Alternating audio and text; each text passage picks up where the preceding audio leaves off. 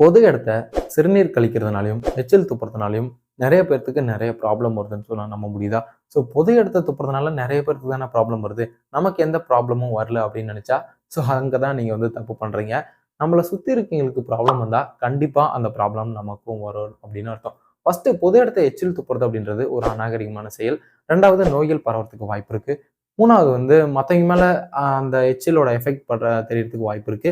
So புதிய நோய்கள் உண்டாகிறதுக்கு வாய்ப்பு இருக்கு. ஸோ இந்த மாதிரி நிறைய பாதிப்புகள் பொது இடத்தை எச்சில் துப்புறதுனால ஏற்படுறதுக்கு நிறையவே சான்சஸ் இருக்கு. அது மட்டும் இல்லாம பொது இடத்தை சிறுநீர் கழிக்கிறதுனாலையும் இந்த மாதிரி நிறைய பிரச்சனைகள் வர்றதுக்கு சான்சஸ் இருக்கு. நான் ஏன் இதெல்லாம் சொல்றேன் அப்படின்னா, இது எல்லாத்தையுமே நம்ம ஸ்கூல்லயே கத்துட்டு இருந்திருக்கணும். பரவாயில்ல, ஸ்கூல்ல கத்துக்கலாம் என்ன, இந்த வீடியோல இருந்து இணையில இருந்து நம்ம கொஞ்சமாவது அந்த டிசிப்ளினை கத்துப்போம். ஓகேவா? ஸோ நான் ஏன் அதெல்லாம் சொல்ல வரேன்னா, நான் ரோட்ல போயிட்டு இருக்கும்போது ஆட்டோல ஒருத்தர் போறாரு. ஸோ போற வழியில அவர் பாட்டுக்கு எச்சில் துப்பிட்டு போறாரு. ஸோ அது பின்னாடி வரவங்க மேல தெரிக்குமா தெரிக்காதா அப்படின்ற அந்த நாலேஜ் இருக்குமா இல்லையான்னு எனக்கு தெரியல. இது ஏன் இப்படி பண்றாங்கன்னு எனக்கு ஒன்றும் புரியல. நான் உடனே ஆட்டோக்காரங்களை குறை சொல்றேன் அப்படின்னு சொல்லக்கூடாது. ஸோ இதெல்லாம் ஒரு பேசிக்கா எல்லாரும் தெரிஞ்சுக்க வேண்டிய ஒரு ஜென்ரல் நாலேஜ். நம்ம இருக்கிற இடத்த நம்ம தான் கிளீனா வச்சுக்கணும் அப்படின்ற ஒரு நாலேஜ் இருந்தாவே போதும். நம்ம வந்து இந்த மாதிரி செயல்கள்லாம் பண்றத ஸ்டாப் பண்ணிடுவோம். அதே மாதிரி தான் சிறுநீர் கழிக்கிறதும் அப்படின்றது. ஸோ நான் ஒரு இடத்த பார்த்தேன். மேக்சிமம் இது எல்லாமே கிராமத்து சைடு அந்த அளவுக்கு நீங்க பார்க்க முடியாது. பார்த்தாலும் கிராமம் அப்படின்றது சிட்டி விட்டு தள்ளி தான் இருக்கு. ஒரு ரூரல் ஏரியால இந்த கிராமம் அப்படின்றதெல்லாம் இருக்காது. ஸோ அதனால இந்த கிராமத்துல என்ன செயல் நடந்தாலும் வெளியே எங்கேயுமே அஃபெக்ட் ஆகாது. பட் ஒன்ஸ் இது சிட்டி சைடு நடக்குது அப்படின்னா கண்டிப்பா இது எல்லாத்தையுமே நம்ம தடுத்து நிறுத்த வேண்டிய ஒரு விஷயம் தான். இதை வந்து நம்ம சைடு இருந்து ஸ்டார்ட் பண்ணும். நான் ஒரு இடத்த பார்த்தேன்னு சொன்னேன் இல்லையா? ஸோ ஒரு இடத்த பார்த்தீங்கன்னா ஒரு சிட்டிக்குள்ள, அதாவது ஒரு மார்க்கெட்டுக்குள்ள ஒரு அம்மா வந்து கிளீன் பண்ணிட்டு இருக்காங்க. ஒரு வயசான அம்மா. ஓகேவா? ஸோ அவங்க தானே மேக்ஸிமம் இந்த மாதிரி கிளீன் பண்ற ஒர்க் எல்லாம் இருப்பாங்க. ஸோ அவங்க வந்து அந்த ரோட் ஓரத்துல கிளீன் பண்ணிட்டு இருக்காங்க. ஸோ அதுக்கு அடுத்த தாண்டி ஒருத்தர் வந்து அந்த இடத்த சிறுநீர் கழிச்சிட்டு இருக்காரு. அடுத்து அந்த அம்மா அதை தான் கிளீன் பண்ண போவாங்க. ஸோ அவர் மட்டும் கிடையாது, அவர் மாதிரி நிறைய பேர் அந்த இடத்த வந்து சிறுநீர் வந்து கழிச்சிட்டு இருக்காங்க. ஏன்னா அவங்களுக்கு வந்து ஒரு ஒரு நல்ல ஒரு டாய்லெட் கிடையாது. ஒரு டாய்லெட் இருந்தாலும் அதை எப்படி வந்து பார்த்துக்கணும் அப்படின்றது நமக்கு தெரிய மாட்டேது. ஸோ இதனால தான் நிறைய பேர் பார்த்தீங்கன்னா ஒரு பப்ளிக் பிளேஸ்ல சிறுநீர் கழிக்கிறதுக்கு ஒரு வாய்ப்பா அமைஞ்சிருது. ஏன்னா நல்ல ஒரு டாய்லெட் இல்லாததுனால இந்த மாதிரி பப்ளிக் பிளேஸ்ல எல்லாம் சிறுநீர் கழிக்கிறதுக்கு போறாங்க. அடுத்து அந்த அம்மா அவங்க அங்கதான் கிளீன் பண்ண போவாங்க அப்படின்ற அந்த நாலேஜ் நமக்கு இருந்தாவே ஸோ அந்த மாதிரிலாம் நம்ம பண்ண மாட்டோம். ஏன்னா நம்ம அந்த மாதிரி கிளீன் பண்ணிட்டு இருக்கும்போது வேற யாராவது பண்ணா அந்த இடத்த கிளீன் பண்ணுவோமா இல்லையான்னு யோசிச்சு பாருங்க.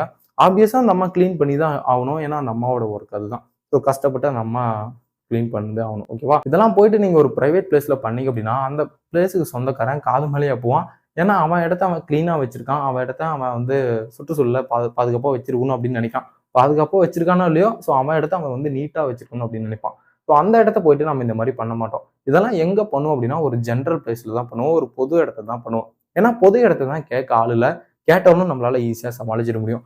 ஏன்டா அங்க எச்சு துப்பிட்டு போற அப்படின்னா, என்ன உன் வீட்டு ரோடா அப்படின்னு கேட்பான். ஏன்னா அதனால நம்ம யாருமே எந்த ஒரு செயல் செஞ்சாலும் நம்ம கேட்கறது இல்ல. நான் ஒன்றும் மற்றவங்கள போயிட்டு தட்டி கேள்றேன் அப்படின்லாம் சொல்ல வரல.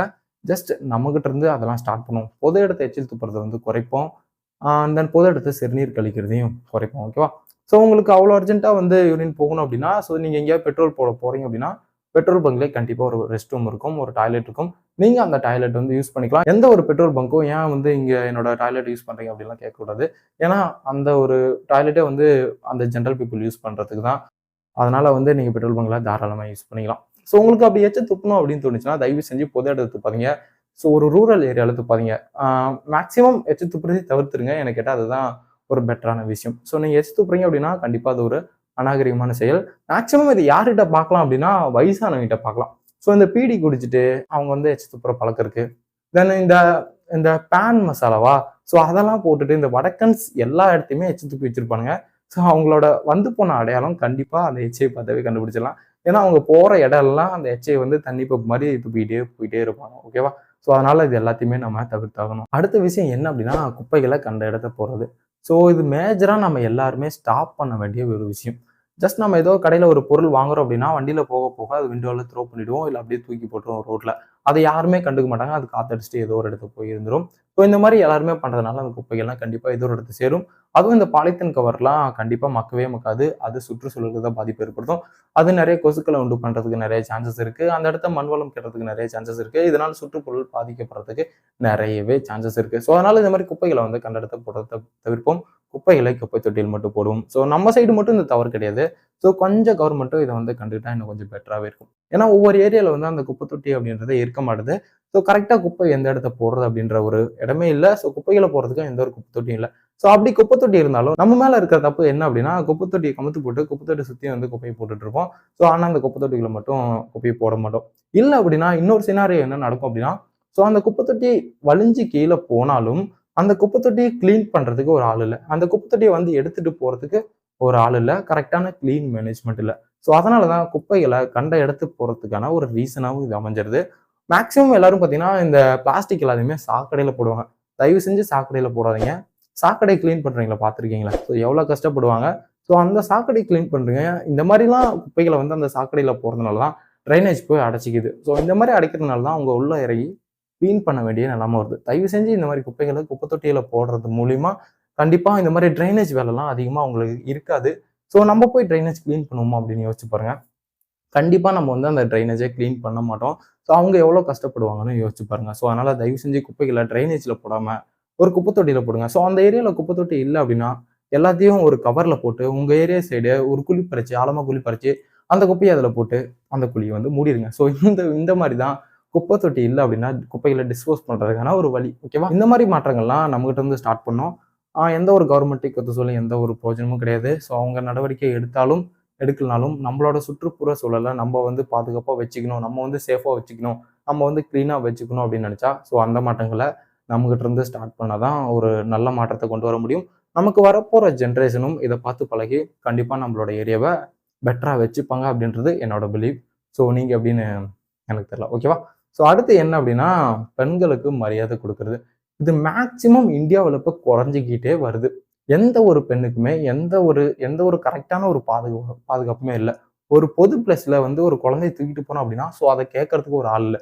ஏன் கேட்க மாட்டாங்க அப்படின்னா, ஃபர்ஸ்ட் வந்து நம்ம மேல ஏதோ ஒரு போலீஸ் கேஸ் ஆயிடும் அப்படின்ற பயம். அடுத்து வந்து ஸோ தூக்கிட்டு போனவன் நம்மளை போட்டு தள்ளிட்டானா என்ன பண்றது அப்படின்ற பயம். ஸோ அதனால பொது இடத்துல எந்த ஒரு தப்பு நடந்தாலும் அது கேட்கறதுக்கு ஒரு ஆள் இல்லை. ஸோ இதெல்லாமே நீ பண்ணுவியாடா அப்படின்னு கேட்டா ஆப்வியஸா என்னாலையும் பண்ண முடியாது. பட் என்னால் பண்ண ட்ரை பண்ண முடியும். ஓகேவா? ஸோ எல்லா இடத்தையுமே ஒரே மாதிரி இருக்காம ஸோ எங்கெல்லாம் இந்த மாதிரி நடக்குதோ ஸோ அங்கெல்லாம் ஜஸ்ட் நம்மளாலே நம்மளை கொஞ்சம் மாற்றிக்க முடிஞ்சா இது எல்லாத்தையுமே கண்டிப்பாக குறைக்க முடியும் அப்படின்றது தான் என்னோட பிலீஃப். அதனால தான் இந்த வீடியோவில் நான் அதை பற்றியும் சொல்லிட்டு இருக்கேன். வெளிநாட்டிலேருந்து வந்தவங்களுக்கும் நம்ம ஊரில் சேஃப் கிடையாது, சின்ன குழந்தைங்களுக்கும் சேஃப் கிடையாது, ஒரு அடல்ட்டுக்கும் சேஃப் கிடையாது. ஸோ அந்த அளவுக்கு நம்ம ஆளுங்க வந்து வெறி பிடிச்சி போய் அலையிறாங்க. ஸோ ஏன் இப்படி இருக்காங்கன்னு எனக்கு ஒன்றும் புரிய மாட்டேது. ஸோ மேக்சிமம் இதில் பாதிக்கப்படுறது யார் அப்படின்னு கேட்டிங்கன்னா 6 வயசு குழந்தையிலேருந்து 20 வயசு பெண்கள் வரைக்கும் தான். இது எல்லாருமே இந்த மாதிரி பெண்கள் பாதுகாப்பு அதிகமாக இல்லாத நாடாக வந்து இந்தியா இப்போ மாறிட்டு இருக்கு. இந்தியா இப்போ எத்தனாவது இடத்துல இருக்குன்னு தெரியல. பெண்களோட பாதுகாப்பு கண்டிப்பாக 100+ தாண்டி இருக்கும் ஒரு பெண்களோட பாதுகாப்புக்கு. பட் என்னதான் இருந்தாலும் ஸோ நம்மகிட்ட இருந்து ஸ்டார்ட் பண்ணுவோம். கண்டிப்பாக உமனை மதித்து பழகுவோம், அதாவது பெண்களை மதித்து பழகுவோம். அவங்களோட பர்மிஷன் இல்லாமல் அவங்கள தொடுறதை ஸ்டாப் பண்ணுவோம். ஓகேவா? ஸோ அது மட்டும் இல்லாமல் தப்பு செய்ய வாய்ப்பு கிடைக்கும் போதும் தவறு செய்யாதவன் தான் உண்மையான மனிதன். ஸோ அதனால இதை புரிஞ்சுக்கிட்டு தயவு செஞ்சு பெண்களை மதித்து பழகுங்க. பட் ஆண்களை மதிக்க மாட்டீங்களா அப்படின்லாம் கேட்டால் அப்படிலாம் கிடையாது. ஸோ பெண்களுக்கு நம்ம ஊரில் சேஃப் இல்லை அப்படின்னு தான் சொல்ல வரேன். ஸோ அதனால வந்து ஃபர்ஸ்ட் அவங்கள்ட்ட இருந்து ஸ்டார்ட் பண்ணுவோம். சரியா? அடுத்த விஷயம் என்ன அப்படின்னா சூடோ சயின்ஸ். இந்த சூடோ சயின்ஸ் இப்போலாம் செம்ம காமெடியாக போயிட்டு இருக்கு. ஏன்னா இப்போ எல்லாருமே தெரிய ஆரம்பிச்சிருச்சு சூடோ சயின்ஸுக்கும் சயின்ஸுக்கும் உள்ள டிஃப்ரெண்ட் என்ன அப்படின்னு. பட் நிறைய பேர்த்தால இந்த சூடோ சயின்ஸ் அப்படின்றத ஏற்றுக்க முடியாத ஒன்றா இருக்கு. ஏன்னா சின்ன வயசுல இருந்தே அவங்க அதுக்காக பழகிட்டு இருந்திருப்பாங்க. அவங்க பேரண்ட்ஸ் வந்து அந்த மாதிரி சொல்லி வளர்த்திட்டு இருப்பாங்க. இப்போ அந்த சூடோ சயின்ஸ் பொய்ன்னு சொன்னா அவங்க நம்புறதுக்கு ரொம்பவே கஷ்டப்படுவாங்க. ஏன்னா இப்போ நான் சொல்ற சூடோ சயின்ஸ் கூட இப்போ இந்த வீடியோ பார்க்குற ஒரு சிலர் வந்து இதெல்லாம் பொய் சொல்ற அப்படின்னு சொல்லலாம். ஆஸ்ட்ராலஜி அப்படின்றது ஒரு சூடோ சயின்ஸ் தான். ஓகேவா? ஸோ அது மட்டும் இல்லாமல் இந்த ஃபிளாட் எர்த்னு சொல்றவங்க இது எல்லாமே ஒரு சூடோ சயின்ஸ் தான். சயின்ஸால எதை வந்து கரெக்டாக நிரூபிக்க முடியலையோ, அதாவது சயின்ஸால நிரூபிக்க முடியாதுன்னு கிடையாது, அவங்களால அதை சயின்ஸை வச்சு கரெக்டாக நிரூபிக்க முடியாத விஷயத்த எல்லாமே இந்த சூடோ சயின்ஸுக்குள்ள நம்மளால கொண்டு போயிட முடியும். ஒருத்தர் என்ன சொல்றாரு அப்படின்னா, ஆக்சுவலா ஒரு பையனுக்கு வந்து அடிபட்டுருச்சாமா, என்னன்னு தெரியல. ஆனா இது அந்த பையனுக்கு வந்து ஏதோ ஒரு பிரச்சனையாமா. ஸோ கார்ல போயிட்டு இருக்கும்போது காகம், அதாவது கருப்பு காக்கா இருக்குல்ல, ஸோ அதை வந்து அந்த காரை வந்து கிராஸ் பண்ணி போகுதான்.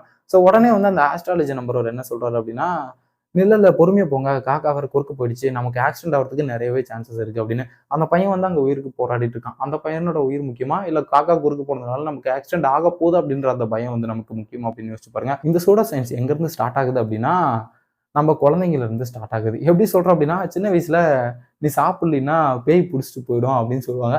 ஸோ அந்த குழந்தை அப்பையில இருந்து பயப்பட ஆரம்பிக்குது. அந்த குழந்தை அப்பையில இருந்து நம்ம என்ன சொல்றோம் அப்படின்றத அப்சர்வ் பண்ண ஆரம்பிக்குது. ஒரு காரை புதுசா வாங்குறோம் அப்படின்னா, அந்த காருக்கு எதுக்கு எலுமிச்சைக்காய்? அந்த காருக்கு எதுக்கு எலுமிச்சை பழம்? ஸோ அந்த எலுமிச்சை பழத்த 4 டயருக்கு வச்சு தாண்டி போனா, ஸோ அந்த கார் வந்து சேஃபா இருக்கும். எந்த ஒரு பிரச்சனையும் இருக்காது அப்படின்னு சொல்றாங்க. ஆக்சுவலா அந்த எலுமிச்சை பழம் எதுக்குன்னு தெரியுமா? ஸோ அந்த காலத்துல எல்லாம் குதிரை வண்டி தான் இருக்கும், இல்ல மாட்டு வண்டி தான் இருக்கும். ஸோ அந்த கால்ல ஏதா அடிபட்டுருச்சு அப்படின்னா, ஸோ எலுமிச்சை பழத்த வச்சு மிதிக்க வச்சா, ஸோ அந்த புண்ணுக்கு வந்து அந்த ஏற்பட்ட காயம் வந்து ஆறிடும். அது ஒரு நல்ல ஒரு எதிர்ப்பு சக்தியாவும் செயல்படும் அப்படின்றதுனால எலுமிச்சை பழத்த வச்சு மிதிக்க சொல்லுவோம். பட் இப்போ வர காருக்குலாம், அந்த டயருக்குலாம் எதுக்கு எலுமிச்சை பழம்? இந்த மாதிரி நம்ம குழந்தைகளுக்கு சொல்லிக் கொடுக்குறதுனால நம்மளோட குழந்தைங்களும் அந்த சூடோ சயின்ஸை நம்பிட்டு இருக்காங்க. ஸோ தயவு செஞ்சு இந்த சூடோ சயின்ஸ் எதையுமே நம்பாதீங்க.